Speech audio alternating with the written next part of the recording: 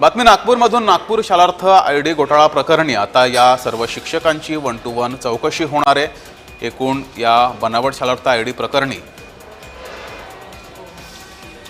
एकूण 632 शिक्षकांची 1 to 1 सुनावणी होणार आहे। शिक्षण आयुक्तांनी उपसंचालकांना हे आदेश दिलेले आहेत, त्यामुळे या संदर्भातील सर्व पुरावे समोर यावेत यासाठी 1 to 1 सुनावणी ही केली जाणार आहे।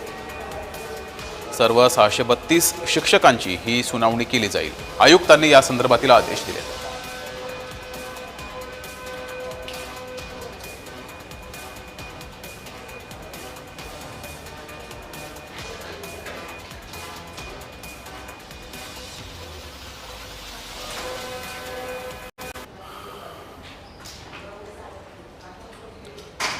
तर शिक्षण आयुक्तांनी उपसंचालकांना आदेश दिलेले आहेत। सर्व शिक्षकांची 1 to 1 सुनावणी होणार आहे। 632 शिक्षकांची ही 1 to 1 सुनावणी होईल।